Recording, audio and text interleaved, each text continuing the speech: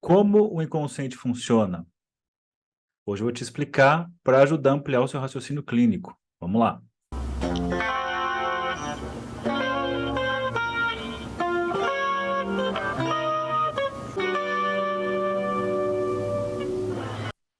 Bom, primeiro aqui, né, como o inconsciente funciona ou quando vira a chavinha. Claro que não tem uma relação direta entre essas duas coisas, mas é curioso que é uma expressão muito comum, seja no senso comum, seja na clínica, pacientes dizendo assim, quando é que vira a chavinha? Ou assim, pô, mas eu já entendi certas coisas, mas por que que mesmo assim entendendo parece que não adianta nada, não tem efeito? E quem faz terapia, quem faz análise, ou quem é analista, já passou por isso com toda certeza, tipo, tá, entendi que é isso, eu sei que é isso, mas por que que não dá o tal efeito que era para ter dado? E é isso que eu vou explicar aqui para vocês hoje. Então, a primeira coisa para pensar é o inconsciente que eu estou falando aqui, é o inconsciente da psicanálise, né? Começa ali com Freud, tem alguns desdobramentos do próprio Freud e dos pós-freudianos, e depois o Lacan faz ali uma releitura, faz ali um retorno a Freud, e muito do que eu vou falar aqui se refere mais a esse inconsciente lacaniano. Mas, independente disso, é importantíssimo que tenha aqui pensar no inconsciente da psicanálise, não é o inconsciente da não consciência, né? Bati a cabeça e fiquei inconsciente, ou coisas do tipo. Porque às vezes, quando você fala a palavra inconsciente, para algumas pessoas, automaticamente estou falando de psicanálise. Não necessariamente. O inconsciente está presente em outras linhas, em outras abordagens, só que não dessa forma. O inconsciente da psicanálise tem características. Eu indico aí para vocês, quem quiser estudar mais sobre o assunto, os textos sobre metapsicologia do Freud, que tem lá, um dos textos é sobre o inconsciente, explicando também as características do inconsciente. Bom, segunda coisa, não é uma catacumba. O que eu quero dizer com isso? Não é aquela coisa que está nas profundezas obscuras da mente ou coisas do tipo, ou como nós aprendemos na faculdade muitas vezes de psicologia, né? A professora que dá aula de Winnicott e vai dar o Winnicott para a gente, fala assim, o Freud aqui, ele disse que o objetivo da análise é trazer do inconsciente para a consciência. E não é bem por aí, né? O próprio Freud, a ideia começa por aí, mas no texto dele, chamado Recordar, Repetir, Elaborar, ele já percebeu que não funciona a questão do recordar, não é tão simples assim. Não basta recordar, é trazer para a consciência que a coisa se resolve. Não é bem por aí. Outra coisa que eu coloquei é que ele não é ôntico, né? Ele não existe enquanto um lugar, assim, ou inconsciente um lugar. E ele é muito mais uma questão, ele é muito mais, ao invés de ôntico, ético. Ele se estabelece na relação analítica. Um exemplo disso é que se a pessoa não se responsabilizar com os seus tropeços, com a sua fala, com o que diz, né, com o seu comportamento, com a sua vida, enfim, se ela não se responsabilizar sobre isso e fazer alguma articulação de que tem um saber aí, ainda que ela não saiba, ou seja, um saber inconsciente, se isso não acontece, uma análise não se estabelece. Porque para uma análise se estabelecer é necessário que esse inconsciente se estabeleça por essa via ética. Então tem gente que fala, a psicanálise não funciona para mim.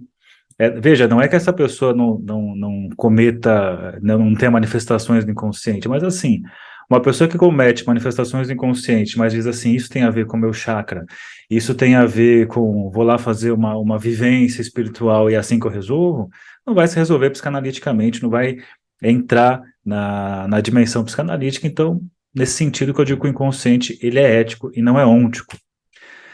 Seguindo aqui, o analista não sabe o que está no inconsciente. É bem curioso isso, né? Se ele não é ôntico, se ele não é um lugar, se ele não está um almoxarifado ou uma catacumba cheia de coisas, não dá para saber o que tem lá dentro. Não tem como adivinhar o que tem lá dentro. E o analista também não sabe o que tem lá dentro. Olha que coisa curiosa. Porém, veja só, o inconsciente é estruturado como uma linguagem. Então, se ele é estruturado como uma linguagem, ele vai se revelar através da fala. Então, é falando que o inconsciente aparece. Isso você encontra desde o Freud, lá na interpretação dos sonhos, né? Ele vai dizer da importância do relato dos sonhos. Então, por mais que a pessoa sonhe, tenha ali a manifestação, né? Tem os mecanismos de ciframento do conteúdo inconsciente, né? Do material recalcado, e isso só vai poder ser acessado através da fala, o paciente relatando o seu sonho, e ao relatar o sonho que vão aparecer os tropeços, que é por ali que o analista vai intervir. Então, por isso que eu disse que ele se revela quando o sujeito fala. Só que não fala para qualquer um, né? O sujeito fala para alguém que ele supõe que saiba sobre o seu sofrimento, sobre o seu mal-estar. Né? Então, o analista não é uma pessoa qualquer, é uma pessoa que eu suponho saber. Garanto aqui, quem faz análise, terapia ou pensa em fazer, provavelmente, né, você vai um dia, né, numa entrevista, e você vai lidar com uma pessoa que pode ser que você pense assim, não, essa pessoa, acho, não sei, não quero fazer análise com essa pessoa, não, essa pessoa que eu quero fazer porque tem, acho que ela sabe, né, eu achei muito legal, achei uma pessoa, enfim, tem algo que me diz que ele sabe sobre mim. E não necessariamente numa entrevista, isso pode acontecer desse vídeo, você pode ver o vídeo de um psicanalista, uma postagem, ou ler alguma coisa, você lê um livro assim, nossa, eu preciso fazer análise com esse psicanalista desse livro, tem a ver com essa suposição de saber. E aí, indo nesse sentido, pensando no que é o inconsciente, como ele funciona, caminhando mais um pouquinho nas ideias, ele é estruturado como uma linguagem, e a linguagem tem dois sentidos aqui, sentido diacrônico e sentido sincrônico. Né? O sincrônico, eu vou dizer que ela tem um sentido vertical e diacrônico tem um sentido horizontal. Horizontal, diacrônico é uma palavra depois da outra, depois outra, depois outra, depois outra. Coisa que o Lacan chamou de deslocamento metonímico. Não importa o nome aqui agora para esse vídeo. E quando eu penso no sincrônico, é que eu tenho esse sentido vertical. Então eu posso pegar uma palavra e essa palavra ela pode ter mais de uma significação. Ela pode ter a palavra, sei lá, identidade, que eu vou dar um exemplo daqui a pouquinho, ela pode significar tanto uma coisa quanto outra coisa. E tantas outras palavras são assim. Inclusive o Freud fala sobre isso num texto chamado O Sentido Antitético das Palavras Primitivas. Bom, o que é importante saber para entender como o inconsciente funciona? Então, o inconsciente vai aparecer através da linguagem, e aqui ele é composto, né, de significantes, que são esses elementos diacrônicos, e eu tenho aqui, o último significante modifica o sentido da cadeia de significantes anteriores. De forma muito simples, só para facilitar aqui o entendimento, é como se fosse cada significante que entra, cada palavra que entra na frase, vai modificar o sentido do que você teve até então. É como se fosse, assim, capítulos de um livro, que você tem o personagem X, e a cada capítulo que avança, o segundo capítulo faz o X ser de uma forma, o terceiro capítulo pode revelar o X de uma outra forma, então aquilo que você leu no primeiro se modifica, porque o terceiro capítulo falou uma outra coisa, e o quarto uma outra, e por aí vai. Como exemplo, eu trouxe uma situação que diz assim, o paciente diz, perdi minha identidade. Isso aconteceu comigo. Eu fazia estágio num refeitório e aí chegou, era um sábado à tarde, eu estava com a minha dupla de atendimento e aí chegou um senhor, que eu lembro do nome dele até hoje, porque foi uma situação, foi cômico assim depois pensar. Ele chegou, né, eu estava lá de plantão, era sábado à tarde e aí ele chegou, sentou, aí ele me olhou, falei, como é que eu posso te ajudar? Né, o que que o senhor está buscando? Ele disse assim, eu perdi minha identidade. E eu falei, caramba, né? A faculdade de psicologia, aquela coisa do é, furor Sanandis, eu quero, né, querendo trabalhar e querendo pensar. Falei, caramba, em um segundo pensei, caramba, uma questão tão assim, pós-moderna, perdi minha identidade, um desenraizamento do ser. Pensei em Berg Luckmann nas minhas aulas de psicologia social. Pensei em coisas, e aí eu falei assim, mas me diz como foi isso. Então, perdi minha identidade. Aí vem os outros significantes, aí depois vem a sequência, né? Os outros significantes. Perdi minha identidade no ônibus. Então, aquela identidade que eu achei que era a identidade da pessoa, que tem a ver com a sua subjetividade, com a sua personalidade, na verdade, ele se referia à identidade, né? O documento de identidade. E aí foi cômico, né? Depois lembrando. E porque ele tinha entendido que ali era um lugar para, a gente estava atendendo, podia atender todo tipo de demanda, inclusive, sei lá, tirar documentos. E orientei, falei, olha, você procurou poupar tempo, no fim das contas eu fiz isso, e, enfim, mas é interessante pensar como identidade, né, eu perdi minha identidade, pensando aqui nessa frase, ela vai até certo ponto e tem uma significação, e aí quando eu falo no ônibus, eu acrescento aqui o ônibus como um último significante, modifica todo o sentido anterior. Então, perdi minha identidade, que seria algo, né, de uma questão mais filosófica, deixa de ser filosófica, vai na questão muito prática, quando ele fala no ônibus, significa que caiu ali o RG dele no ônibus em algum momento. Bom, o que acontece? Pensando que o inconsciente, então, ele é estruturado como uma linguagem, aparece na fala, ele tem essa estrutura diacrônica e sincrônica, e que o último significante, ele vai modificar o sentido dos significantes anteriores. A livre associação, quer dizer tudo que vê à cabeça sem censura, é a forma desses significantes se apresentarem.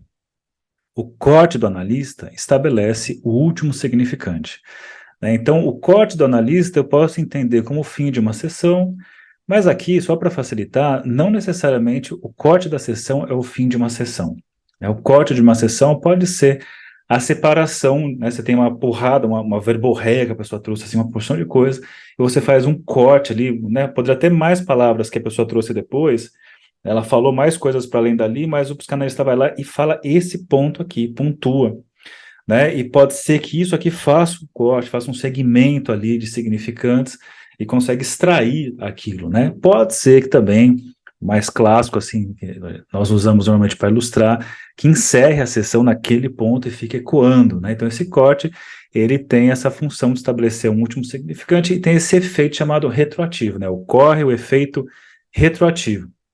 Então, o segundo evento determina o primeiro evento. E assim, um novo sujeito é o produto, né, dessa operação. Então, a gente pode dizer que ao falar, o sujeito ele está colocando ali seus significantes e uma pontuação, um ponto final, retroativamente, ele vai produzir um outro sujeito. Pode ter um sujeito ali que diz, né, se diz uma pessoa que não é ciumenta e nas suas argumentações fala, e traz ali uma expressão, uma palavra que aponte para esse caminho de ser uma pessoa ciumenta e a sessão encerra ali, por exemplo. Então, essa pessoa vai embora naquele dia, naquela sessão, deixando de ser a pessoa que não é ciumenta para talvez ser ciumenta ou ser uma pessoa ciumenta, por exemplo. Então, por isso que muitas pessoas, uma das fontes de resistência é porque quando você fala, você vai entrar nesses tropeços, você vai se modificar. Tem pessoas que preferem não falar porque assim podem ficar confortavelmente sendo nesses lugares estáticos que elas estão. Bom, mas como o analista sabe qual é o significante? Tem como saber isso? Pô, eu falei exatamente o significante certo? Na verdade, não sabe, né?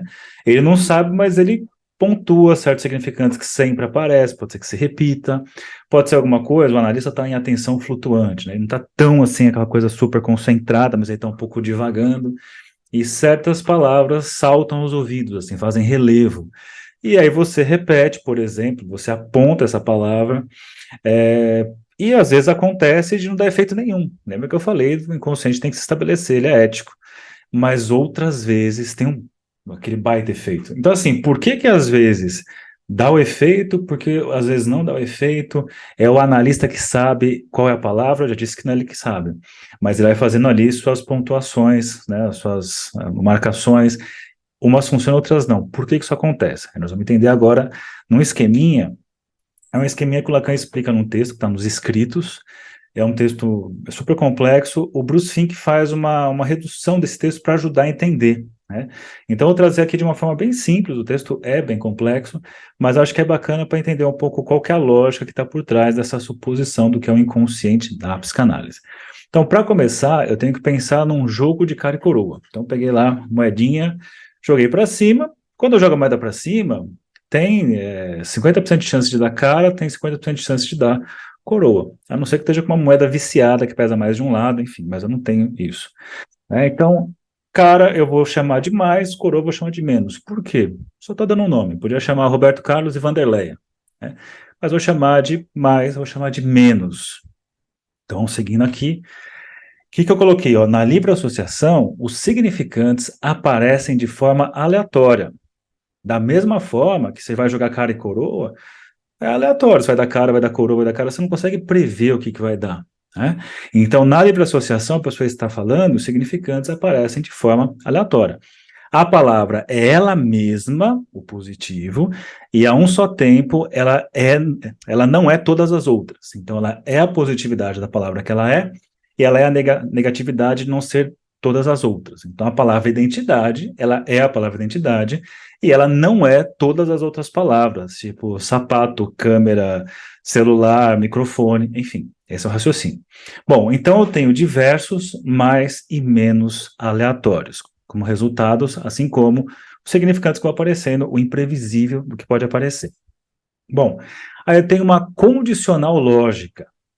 Uma condicional lógica, vamos pensar aqui para facilitar, uma regrinha de agrupamento de resultados. Então, vamos colocar assim, quando eu jogo a moeda para cima e caio no mais, na cara, né? Eu coloquei o maisinho, e aí joguei para cima, caiu cara de novo, coloquei outro maisinho. Quando tiver um maisinho, ou seja, cara a cara, eu vou chamar de um. Pô, mas por que um? Porque é o nome que eu dei. Eu poderia chamar de Erasmo Carlos, de Pink Floyd, para chamar como for. Eu vou chamar de um para facilitar. Eu sei que quando você fala mais, menos, um, dois, aqueles traumas com a matemática das nossas histórias meio que começa a assombrar. Mas vamos deixar ele para lá e vamos seguir aqui. Então, deu cara a cara, né? Positivo, positivo. Mais. Eu vou chamar de um. Deu cara a primeira, deu segunda, a segunda deu coroa. Ou a primeira deu coroa, a segunda deu cara. Ou seja, são resultados diferentes na sequência. Então, ou é mais, menos, ou é menos, mais. Eu vou chamar de dois. Beleza. E aí eu tenho aqui, se eu jogar e der coroa, e depois jogar der coroa de novo, eu tenho menos, eu vou chamar de três. Então, para facilitar, mais, um, mais, menos, ou menos, mais, né? São sinais diferentes. Vai chamar dois, e menos, dois sinais de menos, eu vou chamar de três. Essa é a condicional lógica dessa nossa brincadeira aqui com o inconsciente. Então, vamos ver aqui, ó. Agora, vamos brincar de agrupar. Veja que embaixo aí tem, ó, mais, menos, menos. Beleza. O que nós vamos fazer agora? Em cima, em vermelho, é a classificação usando esse parâmetro aqui, ó, essa condicional lógica, mais um, mais, mais dois, menos três. Vamos brincar de agrupar, ó. Aí eu tenho mais, é um. Depois, de novo. Depois, menos, dois, menos, três, mais, dois, dois, menos, mais. Ou perdi. Menos, dois, dois, menos, dois, um, menos, dois, menos, três, tá? Isso pode às vezes parecer confuso, mas não é. É ultra simples. Eu só peguei os sinaizinhos e fui classificando de acordo com a condicional lógica que eu coloquei na imagem anterior. Beleza, então vamos colocar assim, essa é a condicional lógica de funcionamento do inconsciente, beleza, do agrupamento de conteúdo e de amarração de significante, né? A lógica de amarração de significantes.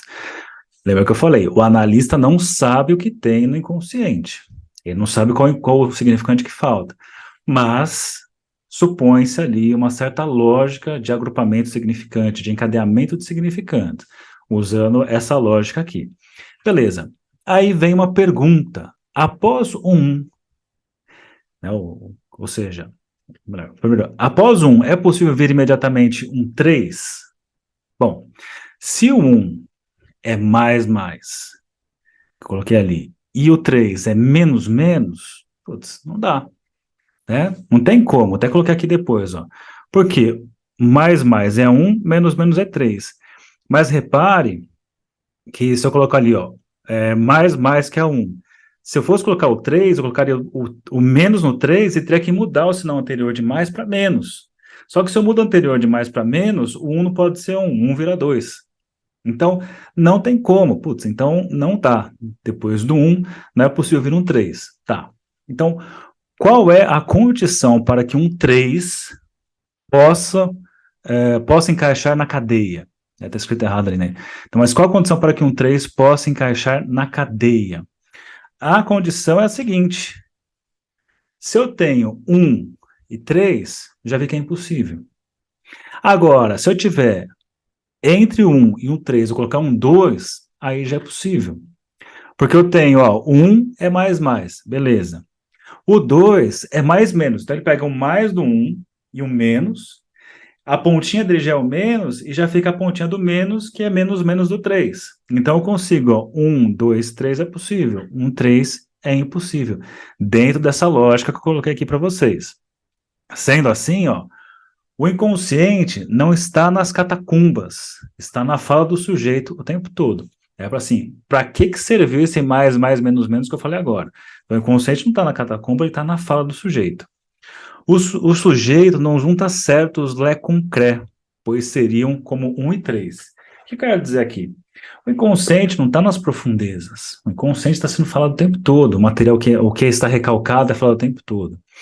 Então, sabe aquela sensação ou constatação? Às vezes você vê a pessoa falando. Cara, olha o que você está falando. Daí. Quem está de fora já percebe o absurdo do que a pessoa falou, as consequências do que a pessoa falou, mas para ela não tem efeito nenhum. Então, certos significantes funcionam, mas aquele que até quem está de fora perceberia de forma racional, a pessoa não consegue perceber, que não consegue ter sofrer os efeitos daquilo. Ela pode até dizer assim, ah, tá, ok, isso e isso, mas não dá aquele efeito sobre o sujeito, não tem aquela transformação do sujeito. Né? Ou seja, traduzindo para nossa brincadeira, a pessoa fala assim, tá, é 1 e 3, ok, 1 e 3, 1 e 3. Né? Traz dois significantes, 1 e 3, 1 e 3, 1 e 3, e daí? E aí, então, é necessário que apareça o 2 para que esse 3 finalmente entre na cadeia. Porque o 1 está lá, mas o 3, por mais que gire, não cola, não entra na cadeia. Não entra na cadeia para causar o efeito retroativo. Então, ele fica ali à deriva. Agora, se aparecer um 2, vai acontecer a colagem. O que acontece, então? O que a livre associação faz? É como se a pessoa ficasse falando números, então tá lá, o 1 é a ponta, e o 3 está lá, a deriva. A pessoa está lá, então, na livre associação. Obviamente que estou fazendo aqui uma alegoria, né? Ó. A pessoa fala assim, 5, 6, 7, 10, 15, 4, 8, 9, 7, 5, 7, 4, 3, 2. Aí ela solta o 2. Aí o analista pode até, às vezes, nessa, dizer assim, 2 junto na sequência. Ou não, a pessoa diz o 2, e aí nesse 2, quando é dito aquele terceiro, que era o fundamental, que não colava, por conta dessa estrutura lógica, ele gruda. Então tem o 2 entrou falando na livre associação, o 3 colou. Quando ele colou, funciona como último significante que vai causar efeito retroativo. Então agora o 3 tem a força de um ponto final, a retração acontece. É claro que não é exatamente isso que significa a chavinha, mas assim, quando isso acontece, é aquele efeito de, putz, virou a chavinha, né? Alguma coisa se modificou, eu não sei exatamente o que é, mas assim, o sujeito sofreu os efeitos do significante. Então é isso, gente. Bons estudos e até uma próxima aula aqui falando de Lacan, inconsciente